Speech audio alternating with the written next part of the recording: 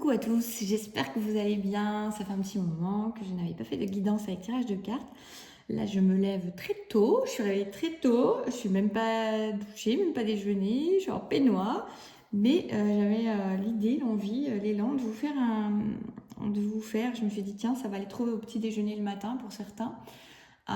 Du petit week-end tranquillou, voilà, vous faire un petit message, une guidance avec des cartes. Comme je procède quand je fais mes accompagnements perso, avec canalisation d'abord, normalement d'un message, là ça va pas être d'un message entier, hein, évidemment, ça va pas être d'un message précis pour une personne, c'est pour une communauté, c'est pour un groupe, c'est pas pour tout le monde dans le groupe non plus. Sachez faire preuve de discernement. J'ai encore ma voix du matin, j'imagine, un petit peu, un peu éraillée. Et puis on va voir voilà ce qu'on a à nous transmettre aujourd'hui, peut-être pour vous qui êtes là, qui écoutez cette vidéo, peut-être pour quelqu'un qui arrive là par hasard, sans hasard, hein, vous savez que, en tout cas ce que je pense du hasard, et je pense que vous êtes nombreux sur cette page à le penser aussi. Voilà, je vous remercie beaucoup pour votre présence, pour votre confiance, pour votre bienveillance. Voilà, pour tous ces messages que vous m'envoyez qui font chaud au cœur, qui viennent me toucher, pour tout vos retours sur tous les plans, les points, aussi bien sur ce que je propose, ce que je vous offre sur les différents réseaux, que les accompagnements que je vous fais. Et merci à ceux qui font ces retours là sur le site aussi. Et puis merci pour votre accueil chaleureux à mon nouveau livre, au recueil de canalisation, qui, je l'espère, va vraiment se semer, c'est sa vocation, se semer comme des coquelicots un peu partout, un peu où cela doit être, où cela a besoin d'être pour nous amener à être de plus en plus chacun dans notre être profond, dans notre vérité, dans notre chemin d'âme, dans notre lumière, et puis permettre à ce monde de devenir meilleur. Voilà.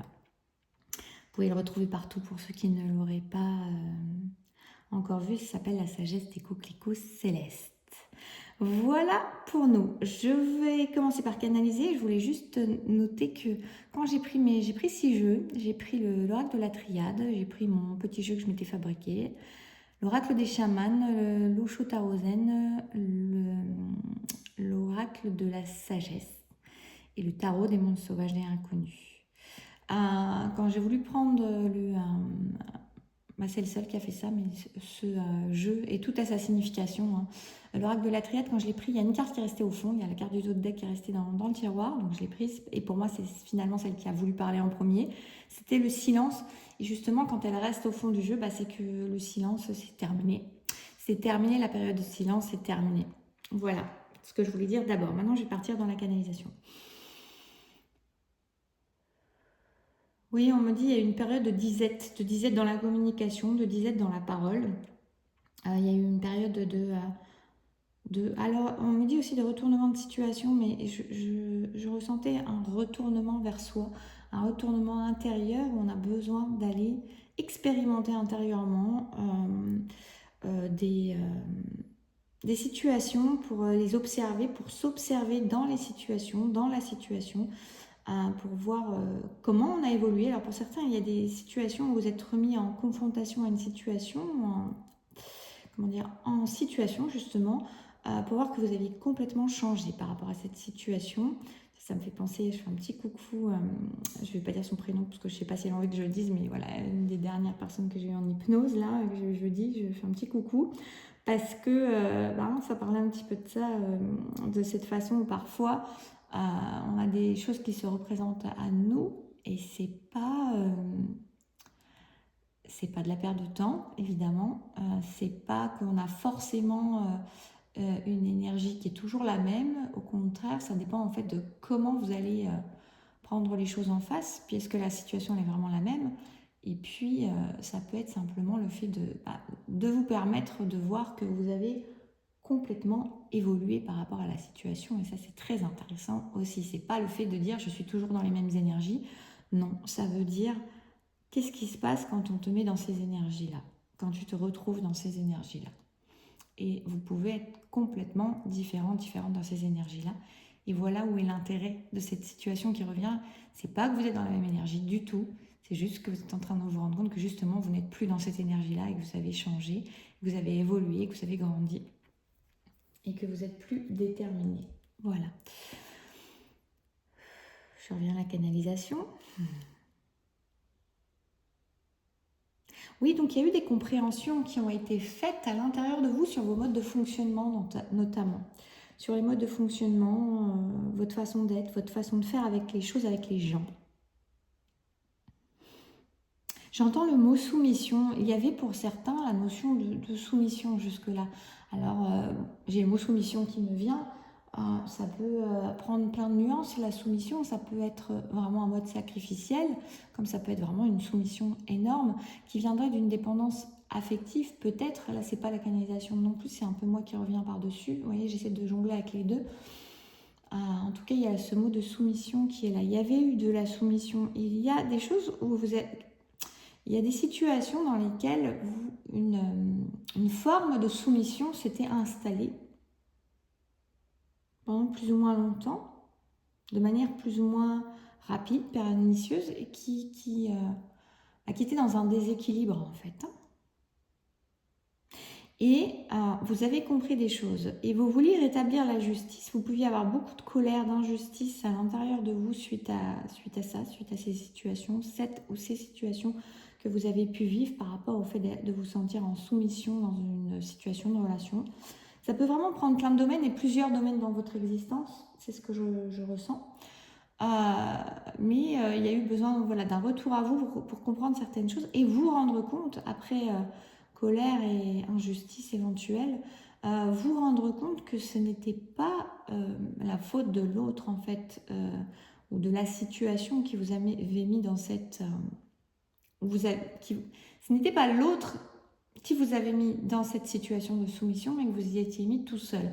Là, c'est drôle parce que vous voyez ce qu'on me montre comme image, du coup, c'est l'image d'un chien, d'un petit chien, en fait, qui se mettrait... vous voyez, en plus, je crois que c'est... Alors, je ne suis pas spécialiste là-dedans, mais je crois, pour ceux, peut-être vous pourrez nous dire en commentaire, pour ceux qui dressent leurs chiens, qui prennent des cours de dressage par exemple, je sais qu'il y a des notions, j'avais déjà lu des choses comme ça sur même la façon, après c'est des règles, hein, je ne sais pas si elles sont, voilà, je pense que tout le monde n'y adhère pas, mais il y avait l'idée par exemple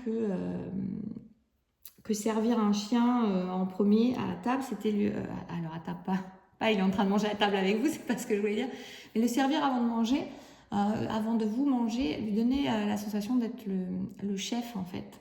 Alors c'est pas ça que je vois du tout. Moi je vois ça dans une situation où on a un chien qui se met sur le flanc, sur le dos en fait, pardon, qui se met sur le dos et et vous voyez là il est en position de vulnérabilité. Il est en position de recevoir éventuellement des caresses, mais aussi de recevoir tout. Et il se met en position de soumission. Et il me semble qu'il y a quelque chose comme ça de cet ordre chez notamment avec les chiens. Vous me direz éventuellement si vous savez ça en commentaire. Je ne dis pas que c'est quelque chose, voilà, moi je n'y connais absolument rien, c'est juste l'image qui m'est venue en guidance. Et il y a vraiment ce côté donc, où c'est pas qu'on vous demande de vous mettre dans cette posture-là ou de vous dire, voilà... soit soumis, c'est vous spontanément qui vous mettiez dans cette posture-là. Parce qu'il y avait un côté pour vous très heureux en fait d'entrer en relation, très heureux, très dans la confiance en fait. Oui, il y avait une idée vraiment de se soumettre de manière presque spontanée, certainement très réflexe aussi, alors qui peut prendre plein de formes différentes. Hein. Dans la soumission, on peut avoir l'idée que vous vous sentez en infériorité par rapport à l'autre, à n'importe quel autre, que vous ne connaissez pas votre valeur, que vous ne connaissez pas votre mérite. Et à ce moment-là, vous vous mettez dans cette posture toujours un peu en dessous, en y mettant une posture aussi de joie, d'accueil, parce que c'est vraiment ce que je ressens avec le petit chiot là, qui est dans cette posture-là, mais comme si l'autre avait toujours à vous apprendre et que vous étiez inférieur et en même temps que vous étiez joyeux de ça. Il y a une notion un petit peu comme ça de quelqu'un qui se sent peut-être souvent inférieur, mais c'est pas forcément que ça, parce que j'essaie d'interpréter cette façon de se soumettre. Je vais voir ce que j'ai d'autre. Ça peut être simplement vraiment une façon de fonctionner, je vais insister là-dessus parce que je le ressens comme ça peut être vraiment une façon de fonctionner que vous avez presque toujours eu, depuis, oui, vraiment depuis votre enfance, parce qu'en plus j'ai le chiot, mais vraiment depuis votre enfance, une manière d'être, parce que ça a été quand même conditionné d'une certaine façon, il y a presque une naïveté. Alors, la naïveté, pour moi, c'est pas quelque chose qui est négatif, vous voyez, mais on a presque quelque chose de cet ordre-là, mais où vous aviez spontanément cette posture de...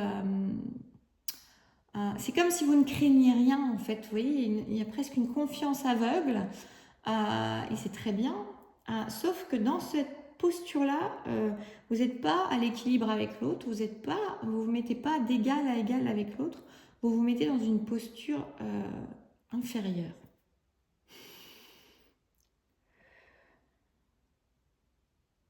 Et ça, vous venez de le comprendre en fait. Dans cette période d'intériorité, dans cette période avec vous-même, vous venez de comprendre que...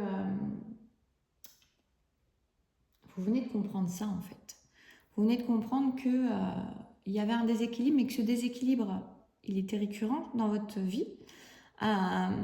Et vous venez de comprendre que ça n'avait pas à voir avec l'autre, mais que ça avait à voir avec vous-même. Je vais prendre la carte de l'oracle de la triade. Non, pas de la triade. Non, je vais prendre le mien d'abord d'ailleurs.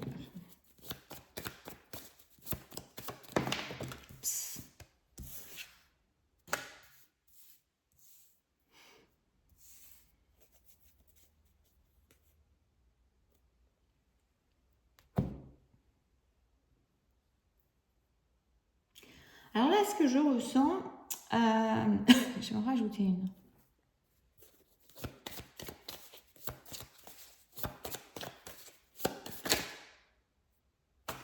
Oui, alors là, il y a vraiment une histoire par rapport à un homme. Il y a une histoire par rapport à un homme. Alors que vous soyez cet homme, mais, ou vous soyez plutôt la femme, et c'est en rapport avec un homme. Là, on parle plus d'une situation voilà, où il y a eu coupure de contact d'ailleurs. Et où pendant cette période de coupure de contact, vous avez pu comprendre ce que je viens de vous expliquer juste avant. Il va y avoir reprise de communication. Alors, vous ou l'autre, je ne sais pas, mais en tout cas, il va y avoir une reprise de communication. Il y a un travail qui a été fait pour moi de détachement. Il y a un travail pour moi qui a été fait de cessation, de dépendance affective peut-être aussi. Je vous en avais déjà parlé au début. En tout cas, il y a un travail de détachement qui s'est fait parce qu'il y a un ancrage qui a été fait avec soi. C'est-à-dire qu'au lieu de s'accrocher à quelqu'un d'autre et en rendant cette accroche à l'autre comme notre ancrage, et qui serait un ancrage très très labile, très très incertain, très très insécurisant, on a quelqu'un qui a compris, qui a posé des bases dans sa propre existence, dans ses modes de fonctionnement, et qui peut se retrouver plus léger. Moi, je ressens vraiment là quelque chose où il y avait une dépendance, il y avait un attachement très très fort avec un homme, qui était en fait comme la bouée de sauvetage, presque, qui était comme le... en tout cas, c'était une manière de fonctionner qui était récurrente pour moi. Là, on parle d'un homme, mais c'est quelque chose qui s'est présenté plusieurs fois. Et là, on a un détachement, on a quelque chose qui va pouvoir devenir plus léger. On a quelque chose où on s'est ancré, mais d'une autre manière. On ne s'ancre pas en s'accrochant à quelqu'un, en se rendant dépendant de quelqu'un, mais en créant sa propre autonomie et en s'ancrant dans son existence avec ses propres valeurs à soi et avec... Il y a une idée de force qui s'est développée là pendant cette période de silence, pendant cette période de distance. Il y a vraiment quelque chose qui a pris de la force en vous et qui vous permet, ou en cette femme, si vous êtes un homme, ou vous voyez comment en couple, enfin bref, peu importe. D'ailleurs, c'est pas forcément en couple pour moi, même si là, ça ressort par rapport à l'attachement et à la dépendance, mais ça peut très bien être dans n'importe quel domaine. Ça peut être une amitié, ça peut être dans le travail, ça peut être n'importe où. Ça peut être familial, ça peut être avec un frère, ça peut être avec une sœur. Ça peut être dans plusieurs domaines aussi. Il y a quelque chose où vous avez pris conscience de votre valeur. En tout cas, cette personne qui était dans ces dysfonctionnements, elle a pris conscience en fait de sa lumière. Ça a pu prendre un petit peu de temps quand même, cette distanciation. C'est pas forcé, mais je pense que ça a pris quand même un petit peu de temps. parce que cette personne, elle a dû aller connecter sa force intérieure, son feu intérieur, et découvrir en fait la valeur qu'elle avait, prendre conscience de cette valeur-là par elle-même et non pas dans le regard de l'autre, de n'importe quel autre. C'est quelqu'un de solaire, c'est quelqu'un que vous, alors si c'est vous, vous avez pris en lumière, hein. Il y a quelque chose comme ça, on va parler comme si c'était vous, mais c'est quelqu'un, cette personne qui était plus dans l'attachement à la dépendance, dans une certaine lourdeur de relation, en tout cas une relation qui pouvait être lourde sur des épaules de l'autre personne parce que trop d'attentes. Là, on a quelque chose qui se libère, on a vraiment quelque chose qui s'allège. Et puis surtout, on a une personne qui trouve sa place, j'ai envie de dire. Il y a quelqu'un qui est en train de trouver sa place ou qui a trouvé sa place. C'est pour ça aussi qu'en fait, c'est intéressant. C'est-à-dire que cette personne, elle vivait au travers, si c'est vous, voilà, la personne dont je parle depuis le début, qui est en posture de chien, vivait quand même beaucoup au travers des autres, au travers de leur comportement, au travers de leur caresse presque, j'ai envie de dire, hein, quand on voit le chien qui se met en posture et qui attend, le chien il est aussi très dépendant de ses maîtres. Si le maître lui donne pas à manger, il n'a pas de nourriture. Si le maître le sort pas, il sort pas. Enfin voilà, il y a quelque chose d'assez... un chien est très dépendant, est très fidèle, est très dépendant à son maître. Oui, en plus on parle de maître. Donc en fait, le maître, c'est vraiment quelqu'un qu'on place au-dessus. J'essaie de voir si autre chose vient avec ça. Oui, il y a vraiment l'histoire d'avoir pris sa souveraineté. Il y a l'histoire d'avoir pris, en tout cas, sa place, de prendre sa place.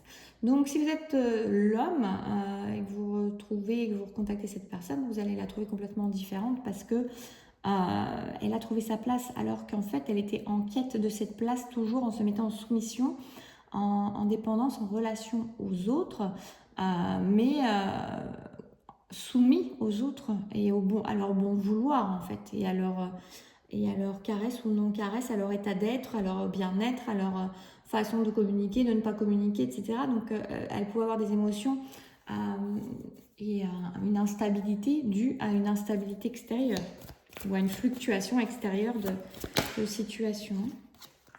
Oui, il y a eu un temps, hein. Il y a vraiment eu un temps. Pour moi, c'est quand même quelque chose qui a été assez long parce qu'il y avait besoin d'enraciner.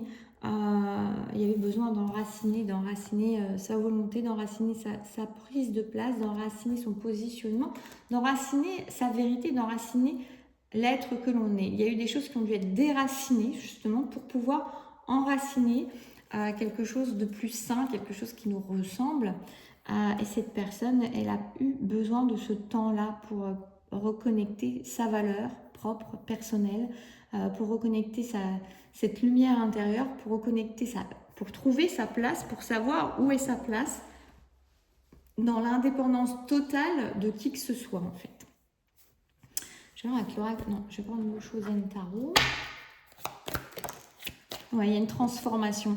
Elle est en cours cette transformation parce que vous voyez, elle n'est pas tombée comme ça. Donc pour moi, je prends toujours les cartes dans le sens, tout a quelque chose à dire. Vous voyez, comme le silence tout à l'heure. Il y a vraiment une transformation qui est en train de s'effectuer. C'est pas tout à fait terminé. C'est en cours, mais c'est bien en cours en fait. C'est en train de faire le pont vers une autre vie, vers une autre existence. je vais dire les mots qui sont écrits en fait. Ça va être... ça parle en même temps que moi, ça se retourne en même temps que je suis en train de vous dire les mots. Ça va vers une autre existence, une existence d'individualité. Alors d'individualité dans l'autonomie, hein. Je veux dire, ça ne veut pas dire quelqu'un qui devient égoïste, pas du tout. C'est quelqu'un qui n'a plus besoin d'être en lien à l'autre pour se sentir bien. C'est quelqu'un qui n'a plus besoin du lien de dépendance à l'autre, de soumission à l'autre pour se sentir en vie, pour vivre ou survivre, mais vraiment qui est dans une notion de souveraineté, comme je vous ai dit, et qui trouve la paix avec elle-même, hein, parce qu'il y avait vraiment une idée de, je pense, de fuite en avant, de fuite vers l'extérieur pour trouver sa propre valeur, pour chercher dans le regard de l'autre et dans les gestes de l'autre, quel qu'il soit, je répète, hein, c'est vraiment dans toute situation en même temps. À mon avis, c'était une personne qui avait tendance à ça dans tous les domaines de sa vie, aussi bien peut-être briller par le travail, parce que ses collègues ou ses chefs ou je sais pas quoi allaient lui refléter, comme comme au travers d'une relation amicale, comme au travers d'une relation sentimentale. Hein. Il y a vraiment quelque chose, il y a un nouveau départ. Il y a vraiment une nouvelle énergie suite à cette transformation qui est en train de se faire, une façon de vivre complètement différente et dans l'indépendance, hein, dans une grande indépendance. Je vais prendre, allez, on va prendre une carte du l'oracle de la Triade. Quel est le conseil actuellement? Je vais demander un conseil. Oui, c'est pas encore tout à fait fini. Je ressens vraiment qu'il y a encore des choses peut-être qui doivent s'ancrer, qui doivent se comprendre, mais il y a quelque chose qui est protégé de toute façon. Il y a vraiment une nouvelle façon de voir les choses qui est en train de se mettre en place. On nous parle d'alchimie de l'être, d'alchimie de l'âme qui retrouve en fait sa place, qui vient comprendre ce qu'il est venu être. Donc prenez ce temps qu'il faut. Il n'y avait pas d'erreur.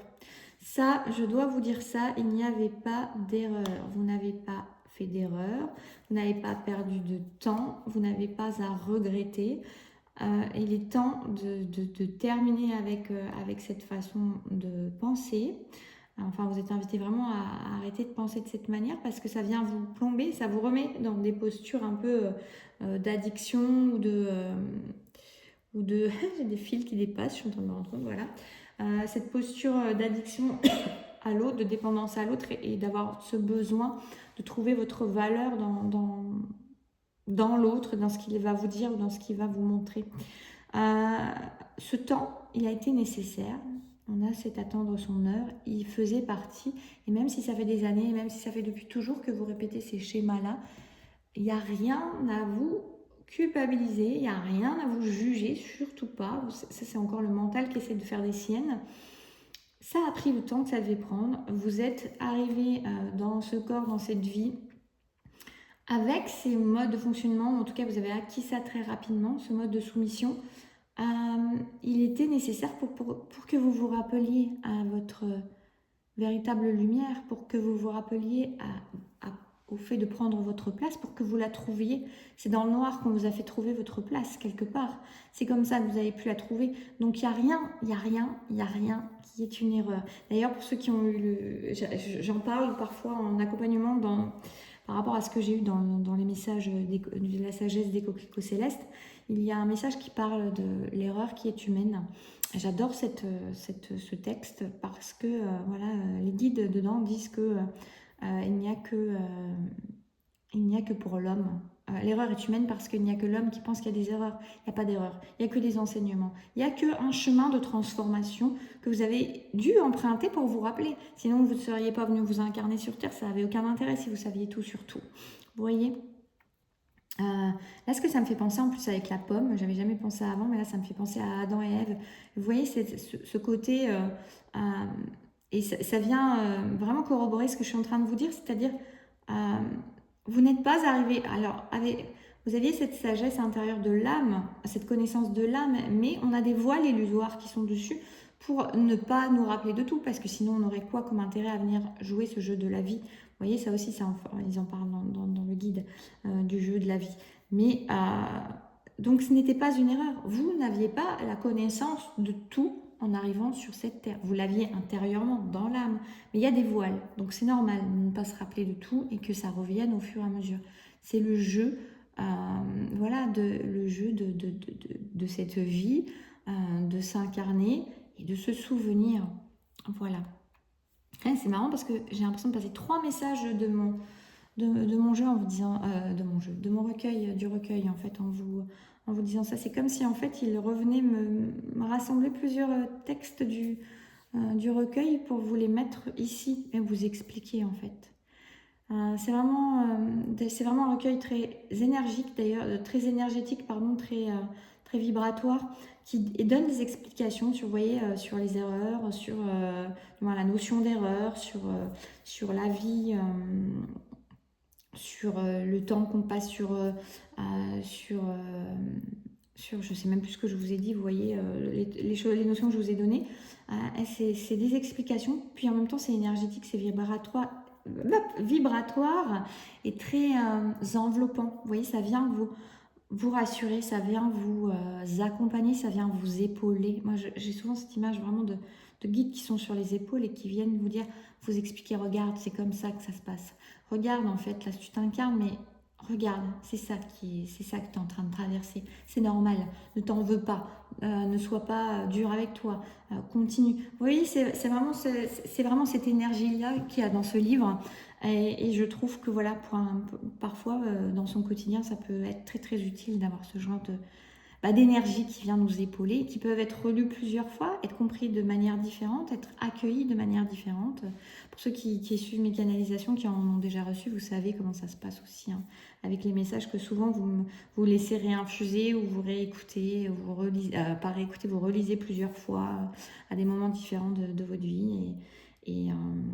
Et oui, parce que ça a quelque chose toujours à vous apporter. Parce qu'au-delà des mots, il y a autre chose. Les mots sont déjà très importants, mais il y a autre chose encore au-delà. Je vais prendre une carte de l'oracle des chamans. Et après, je prendrai quelques cartes du tarot de mon sauvage inconnu. C'est très long. Je me suis emballée, mais j'ai déjà mis longtemps pour la canalisation et l'explication. Chasseur de rêves.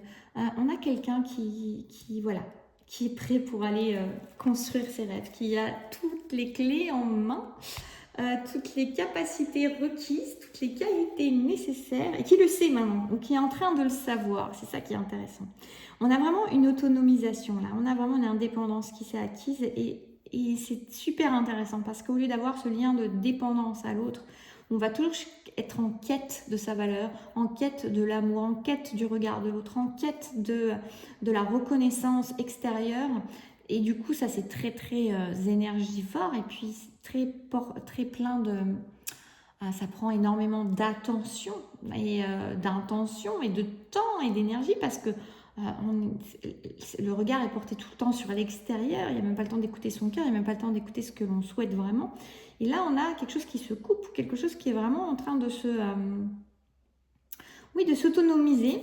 Et ça me fait penser à certaines hypnoses. Je fais des coucous à ceux sur qui on a travaillé sur ça récemment, parce que voilà, c'est vraiment ça ressemble aussi à plusieurs énergies. C'est marrant, ce jeu aujourd'hui rassemble plusieurs textes du livre, plusieurs énergies du texte de livre, plusieurs accompagnements que j'ai eus, donc c'est assez drôle sur ces accompagnements récents. Bref, on a quelqu'un qui est prêt, et vous voyez, toute l'énergie, tout le temps, toute l'attention qui n'est plus portée sur l'extérieur et qui est ramenée à soi, ça permet d'avoir de l'énergie, ça permet d'avoir du temps, ça permet d'avoir de la force et de se sentir en capacité d'aller vers ses rêves. Et en plus, c'est ça, c'est-à-dire que quand on n'a pas suffisamment d'énergie, c'est un peu un cercle vicieux, parce que c'est comme si vous êtes très fatigué, le matin, vous n'avez pas forcément envie de vous lever, ou vous n'avez pas de courage pour plein de choses dans la vie.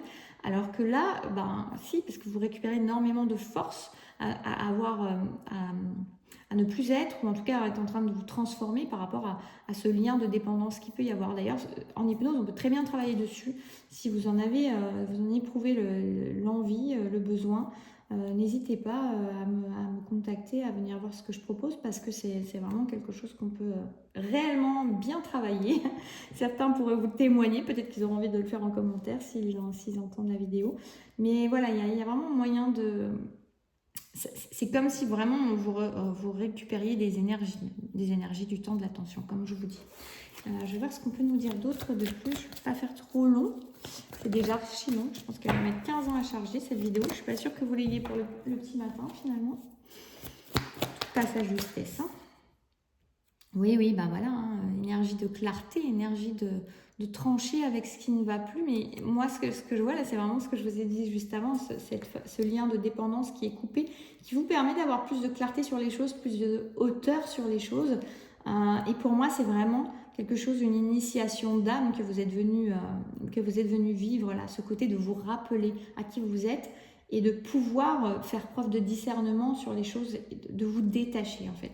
Il y a vraiment la notion du détachement qui est très important là, et qui pour moi fait partie de votre initiation d'âme. Donc je le répète, même si ce n'était pas le cas d'ailleurs, mais ça appuie sur le fait que c'était votre travail. Donc quand on est sur une initiation d'âme comme ça, évidemment que ça ne se fait pas d'un claquement de doigts, certainement, parce que c'est quelque chose de très important que vous êtes venu travaillé, que vous êtes venu libérer. Donc c'est sûr que c'est pas ce qu'il y a de plus facile, hein. C'est quelque chose que vous allez chercher au fond de vous, qui va prendre du temps dans la compréhension et dans le fait, dans l'audace.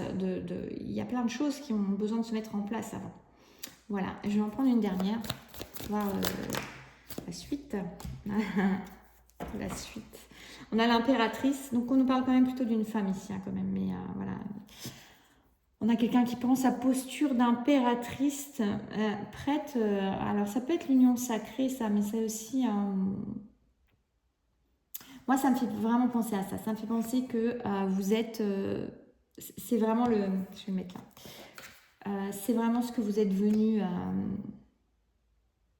ce que vous êtes venu faire ici. Une des choses importantes que vous êtes venu faire en tant qu'âme, c'est vous libérer du lien de dépendance pour vous rappeler à qui vous êtes vraiment, à cette puissance que vous avez, à cette capacité que vous avez, à cette souveraineté que vous avez, qui ne se fait pas dans la force, qui ne se fait pas dans la violence, qui ne se fait pas dans le combat, qui se fait dans la douceur et qui se fait avec le temps nécessaire et qui vous amène à votre propre lumière, à votre vérité et à votre autonomie. À votre autonomie vous permettant vraiment de mettre en place ce que vous avez envie de mettre en place et non pas d'être au service, soumis, on va quand même, ça peut être un homme d'énergie féminine, mais moins, j'ai l'impression, soumis à... Mais quand même. Parce que là, je suis en train de penser... coucou Rémi, je te fais un coucou et je pense que ça peut te parler. Ça vient de me venir là, donc je pense. Voilà, ce côté mise en place des choses avec douceur, de manière posée, de manière juste et équilibrée. Vous voyez, il n'y a plus la posture. Là, on voit deux chiens du coup qui se frottent les museaux, qui se lèchent, qui s'embrassent, qui jouent ensemble. On n'est plus sur un qui est en posture de soumission. On est vraiment sur l'équilibre. C'est un équilibre à trouver dans les relations avec chaque personne, avec chaque situation. C'est la clé d'une libération importante. Voilà, je vous fais des bisous, j'espère que ça aura pu vous éclairer, vous parler. Une demi-heure, c'est très long. Bah écoutez, peut-être que certains, je vous accompagnerai quand même dans votre petit déjeuner, ce sera avec plaisir, bon appétit. Sinon, peut-être dans votre journée ou dans la préparation de vos repas, je ne sais pas. Voilà, je vous fais plein de bisous, je vous dis à très bientôt, prenez soin de vous.